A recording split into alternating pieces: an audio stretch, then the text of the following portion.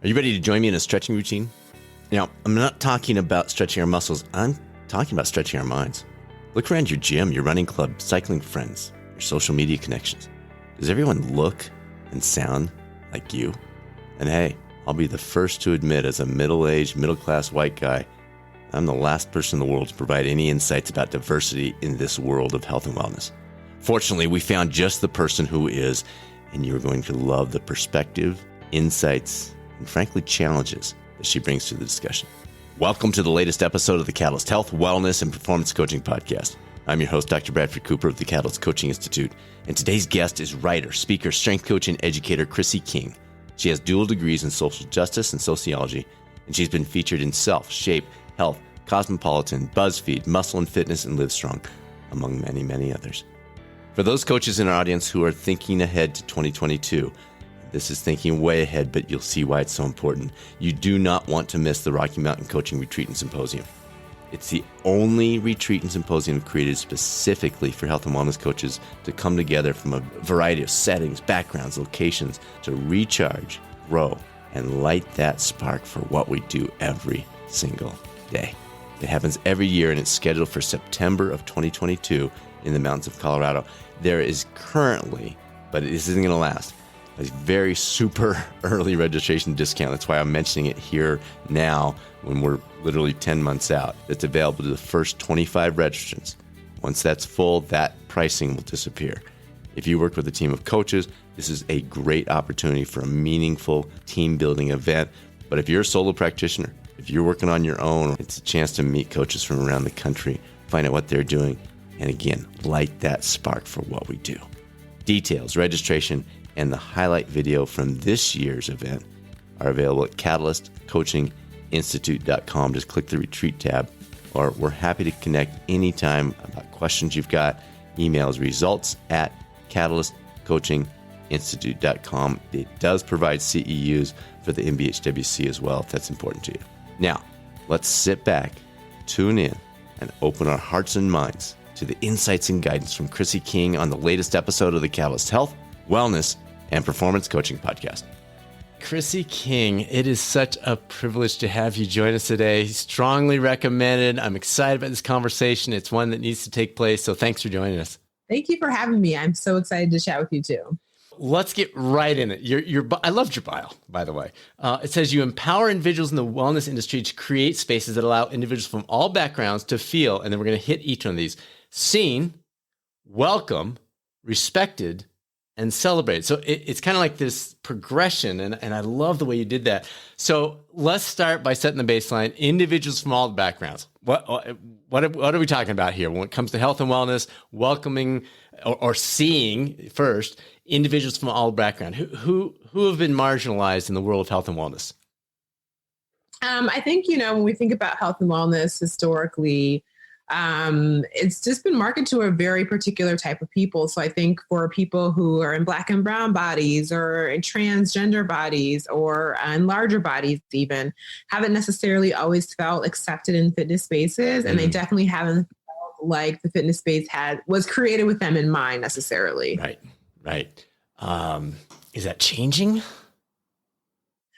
I do think it's changing a little bit. I think as a person who's been working in this space and working to create diversity and inclusion within the industry for over the past 5 years, I think that over the last year and year and a half, especially I think since the events of like George Floyd in summer of 2020, I think that that's the first time I saw the health and wellness industries really engaging these conversations in real and meaningful ways, and really being open and receptive to having those conversations. And so I do think there has been some change. I think there's still a long way to go, but I definitely think the people in the industry are more open to having this conversation than they have been in the past. Great. Very good.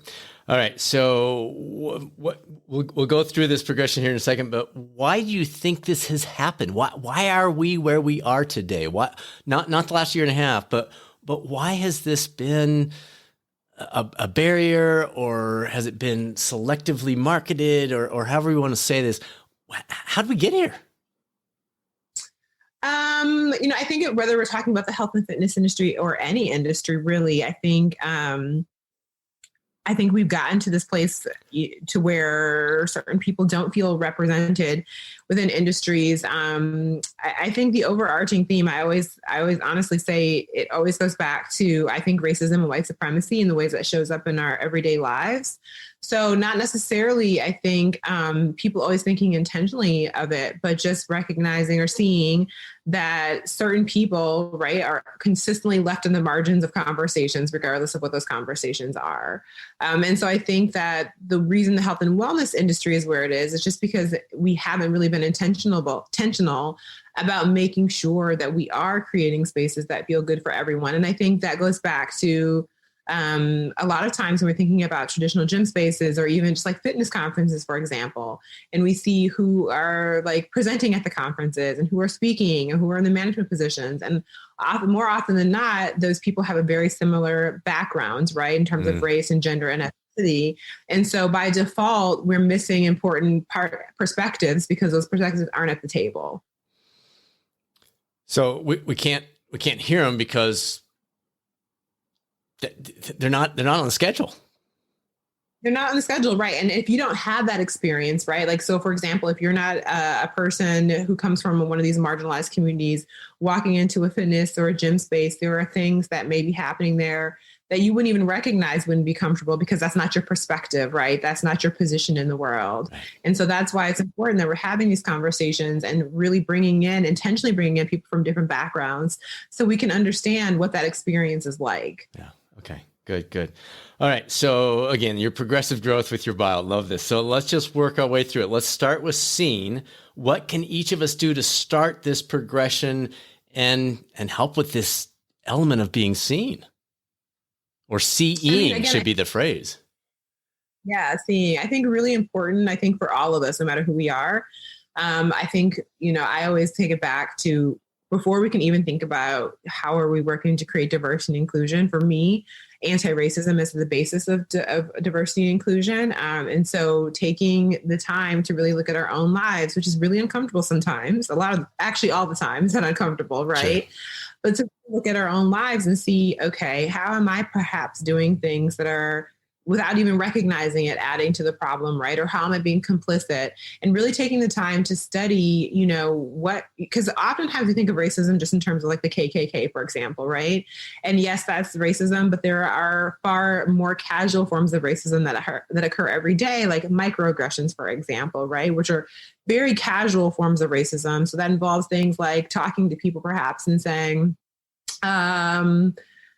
like very phrases like, oh, you don't sound like a Black person, or saying things like, I don't see race, right? These very casual things that we say in conversation, not recognizing those are very harmful for people. And so I think that taking a step back and really doing the work to look at how are we being complicit within the system of racism and white supremacy, which again, very difficult work to do, but necessary work. I think that's the starting point for all of these things. When we're thinking about how we want people to be able to be seen and recognized and celebrated and respected, we have to take a step back and say, what are the things that I'm doing that are adding to people's inability to do that, or people's inability to feel safe and safe in gym spaces or in health and fitness spaces.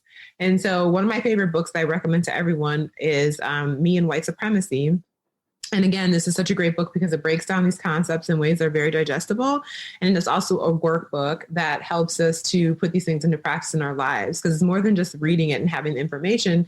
It's about how am I actually like applying this information to my everyday life.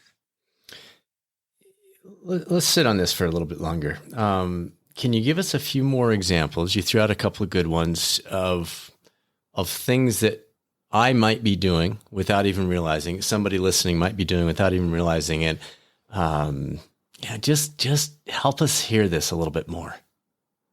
Absolutely. So another thing I talk about moving into like the diversity and inclusion realm is, I think about how many fitness conferences I've gone to, and I did not see people who look like myself presenting, right?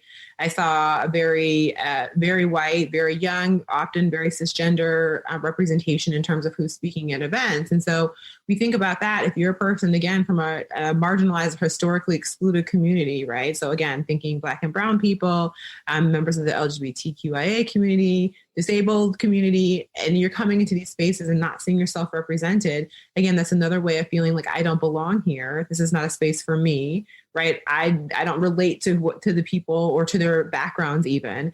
And so when we're thinking about how are we going to be able to actually create change, that also means that when we can look at this and recognize, oh, we have this fitness conference happening, we have 20 speakers and most of them are white males. Well, then it's like, okay, so we have to change that, right? We have to actually say, not only is it a problem, we can start to understand why it's a problem and then say, now I'm actually going to make some changes to what that looks like. And then we're thinking on a smaller scale, just like in traditional gym spaces. If you walk into a traditional gym space, a lot of places don't have gender neutral changing facilities, for example. So if you're a person that is non-binary or trans, for example, you might not be able to safely use the bathroom or safely change clothes at a gym space. So these are all things that are happening within the fitness and wellness industry that I think, again, if that's not your experience, it's not something you would even necessarily think about, right? Mm-hmm. Mm-hmm. Okay. All right. The next one is welcome. Take us to, and then we'll go to respected and celebrated. They each build on one another. So we do a little bit better. We're not going to make huge strides overnight, but a little bit better with seen. Now, welcome. What's that next level? Yeah, so making people feel welcome. Again, I think I already touched on this a little bit. Is like having gender neutral changing facilities, being mindful of our language, right, that we're using, and trying, again, making an effort to use gender neutral language, right? So often we go into gyms and we talk about these are what the men are lifting, this is what the women are lifting, right? And not making allowances for people who don't necessarily fit into the gender binary. And so thinking about just the words the word choice we're using, thinking about the music choice that we're using, being mindful of like, if we're playing hip hop or rap music, are we using the censored versions of songs? Because again, if you're a person of color in a gym, especially if the membership is predominantly white and, you know, the N-word is being used in music, that's really uncomfortable perhaps for a person of color in the gym. So really thinking intentionally about like, if I walked into this space and I wasn't the identity that I was, would I feel welcome here? Would I feel like this place that I would feel safe in? And so really requires that we think outside of our own identity and think through the perspective of someone with a different background than our own. Okay. And then let's put the next two together, respected and even celebrated. So now we're taking up another notch and a half. What does that look like? Yeah, so when I think of respected and celebrated, I love this quote from Verna Myers, who is a diversity and inclusion expert. And she talks about diversity is being asked to the party, inclusion is being asked to dance.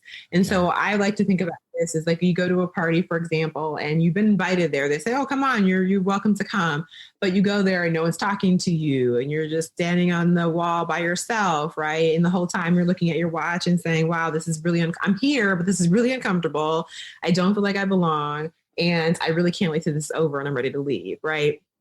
Inclusion, when we're thinking about how people are feeling celebrated, that's when you go to a party, you're at that party and then someone comes and talks to you and they ask you like, hey, come dance with us, have a good time. And then 5 minutes later, you're in the middle of the dance floor, you're having the time of your life. And the whole time you're thinking, wow, I'm having so much fun. Then you look at the clock and realize the night's over and you're like, wow, I can't wait to come back and do that again. And when we're thinking about people coming to our spaces, we want them to feel like they've been asked to dance. We don't want them to feel like, yeah, you're here. Everyone's welcome, sure, but they don't feel a part of the environment. They don't feel a part of the space. They don't feel like they're being included or like their background, their heritage, or their identity is being celebrated in that space. And so it's taking those extra steps to say, not only do we accept everyone here, but we're going to do everything we can to make sure that no matter who you are, when you come in here, you feel like this space was actually created with you in mind. Mm-hmm. Okay, good. All right. What do you say to the person that says, come on, Chrissy, people are just whining. There's no issue here. You just do your thing. I'll do mine. It's all good. Whatever. Well, how do you respond to that kind of a comment or brushing off as if it's not an issue, et cetera? Yeah, I mean, honestly, I think that's been, pre-George Floyd, I always talk about that. I think that has really been a lot of the attitude in the health and wellness industry. Like, we come here to work out. We don't come here to talk about all these other things, right? But the reality is that if you are a person, again, that's a member of historically excluded community, when I walk into myself as a Black woman, for example, when I walk into the gym space, I don't take off my identity, right? Like it comes with me everywhere I go.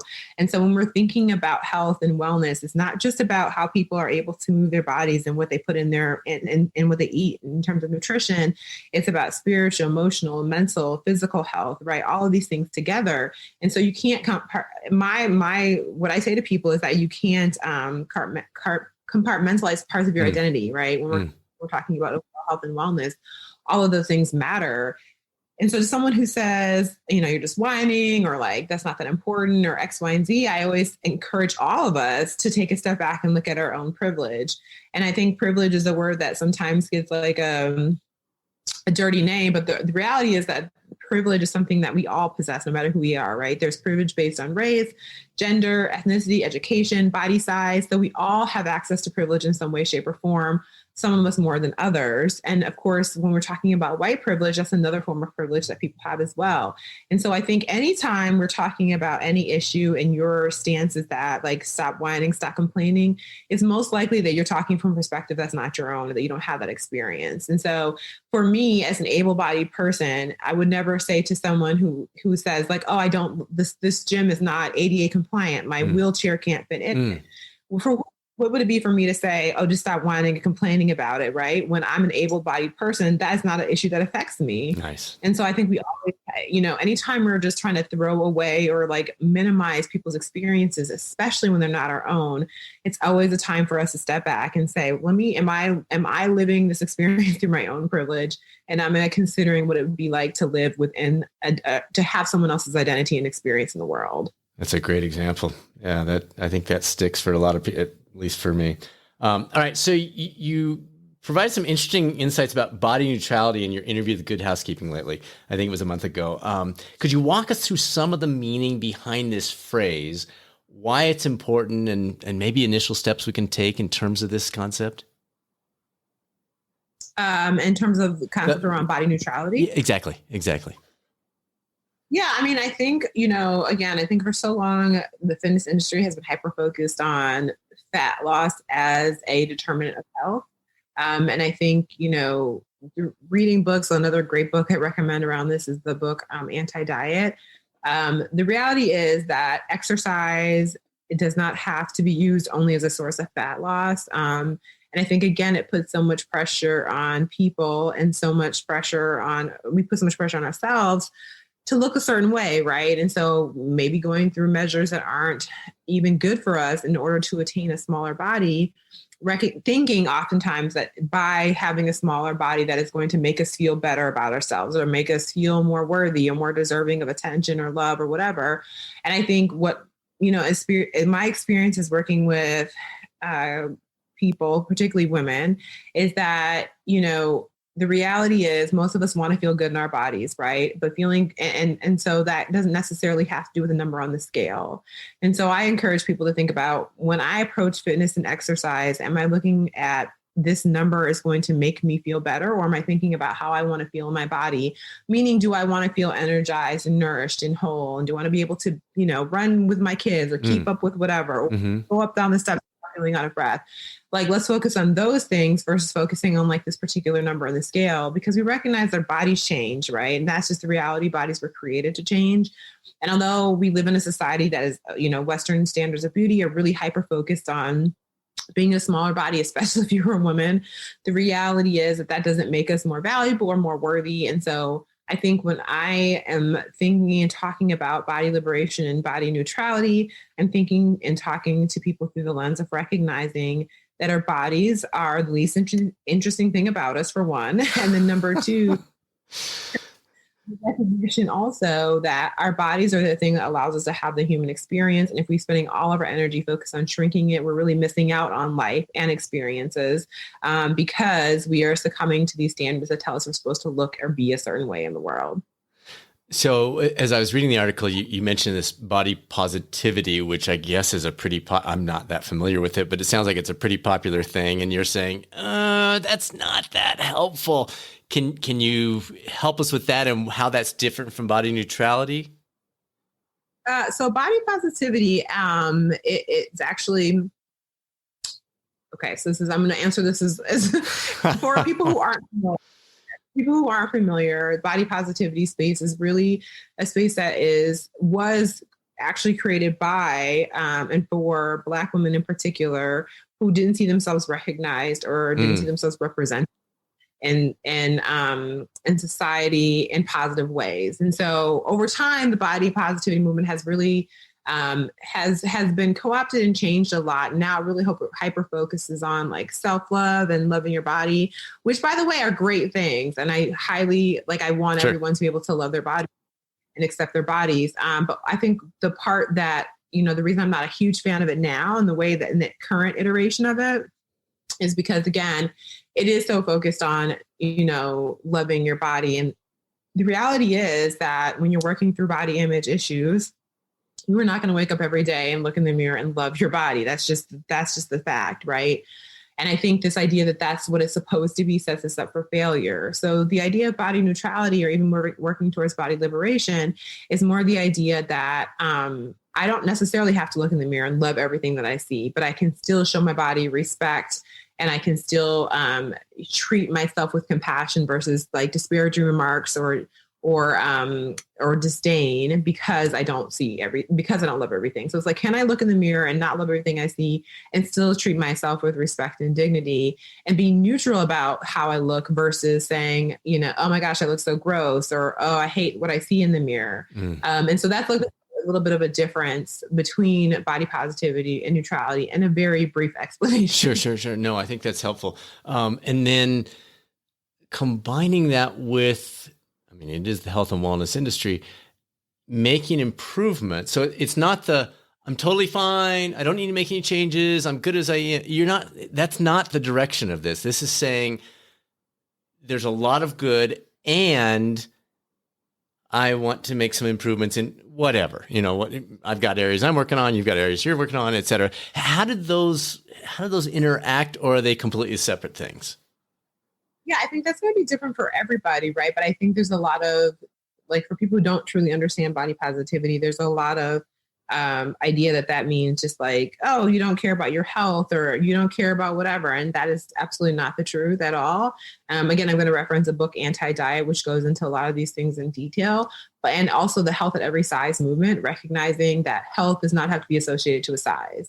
And so for people curious about not only the distinction, but more so curious about like, how can I be comfortable and neutral in my body without feeling like I don't care about my health, right? And those things can work together. You can care about your health and also say, I appreciate and respect my body in its current iteration. And so I always refer back to the health at every size movement, and recognizing again that the goal is, what is my reason for exercising? What is my reason for nutrition? And if it's to be healthy, defining what that means for you, because that word healthy is used every day by people and it means very different things. So thinking about that, what that actually means for you practically. And then also thinking about how can we again make those goals focus on things that are not just centered in how much does the scale say. Okay, good. Okay, let's continue with this nutrition topic, because you wrote an article for Shape that talked about this idea of food is fuel, which I say that all the time. It ignores the fact that food represents a gathering and community. And I was just thinking as I was reading your article, yeah, like that's what we do as a family. That's how it brings us together. That's our excuse for gathering. Thoughts on how to bring these two together, of fuel and community and gathering, all into a usable, functional, positive approach? Yeah, realistically, again, that the term food is fuel is true. Of course it is. But again, it is so much that. And I think that unfortunately, like, especially in the exercise and fitness industry, we've like really demonized food in some ways to make people feel guilt.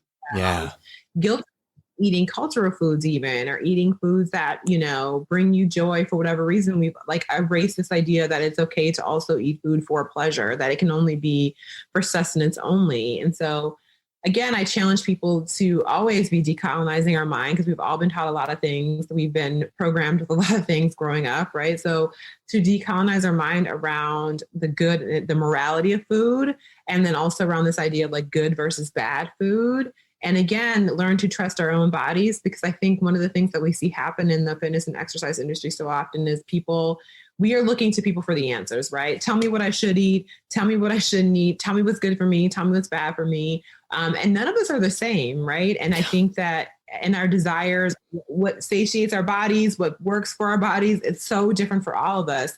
And so I think that when we're talking about food nutrition, I encourage people to let go of so much of these things that we've been taught and get back to like, okay, what actually feels good? Like our bodies are really intuitive. We can trust our bodies. And when we eat certain foods, we feel energized, we feel like ready to go. And then we eat certain foods and we don't feel so great. And so it's like, instead of looking for someone to give us all the answers, start thinking intuitively, what is actually working for my body? What feels good? And again, I encourage people as much as possible to let go of this idea of good versus food or morality around food choices. Good. Very well said. All right. A couple more. If you had a magic wand, you could instantly change the world of health and wellness. What would it be like after that magic kicked in? I mean, honestly, I think it would just be a space in which everyone actually, in all circumstances, feel like fitness and wellness is for me. And I say that because because I know that the benefits of wellness are for everyone, and it serves so much purpose for so many of us. And I think especially we look over the last 18 to 20 months, we've had a lot of stresses in our life. We've had a lot of pressures, and wellness is so beneficial for reasons beyond just fat loss and all these things, right? It's for the mental, it does so much for our mental health and our emotional health, as well as our physical well-being. But unfortunately, in a lot of ways, fitness feels inaccessible to certain people. It feels like in terms of financially, but also in terms of just like, again, do I belong here? Am I going to be able to go and find someone that I can work with that is relatable to me, that feels like at a similar age, perhaps, or a similar demographic background? And so if I could change it, I would wish it would actually just feel good and accessible for everyone in terms of and also in terms of like the things we talked about, like having gender neutral fitness facilities and having ADA compliant facilities, so that people can really feel like they can go and engage in wellness and feel good in their bodies without worrying about all these other factors. Got it. Okay, good. You wrote a very well-written blog pretty recently, and you had this comment or this statement you used at the very end. I'm just going to read the whole thing. Now, folks, listen to this carefully, because I'm going to ask her to unpack this for us a little bit. If you're feeling triggered or defensive at this point, I challenge you to sit with those feelings of discomfort and start to unpack, leaving behind fragility and defensiveness. It requires listening to feedback that will likely be hard to accept. None of this is easy, but despite that, it is completely necessary if we ever hope to dismantle systems of oppression. People are feeling that right now.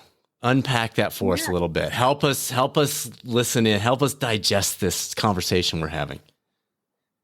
Yeah, I mean, I think that all of the things that we're talking about in this conversation, in conversations about systems of oppression, racism, white supremacy, all of these things are hard conversations to have, right? Like, these aren't the warm and fuzzy conversations that you walk away feeling awesome. It actually requires us to do a lot of introspection, to look at things that, again, perhaps we're engaging with that we didn't recognize, that we didn't see about ourselves, that's really uncomfortable.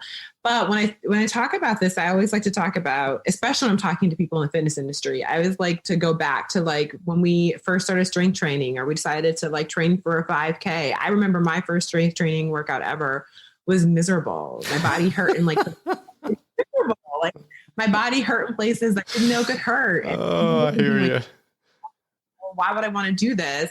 But again, I knew like there was a goal I had in mind, right? And so I understood that the pain associated with that was even though it was really painful at the time, on the other side was going to be something really good. And it's no different than when we're talking about having difficult conversations around racism. Like, yes, it's super uncomfortable, but if we are familiar with the pain associated with exercising and working out, and we can push through that, we can push through these things as well.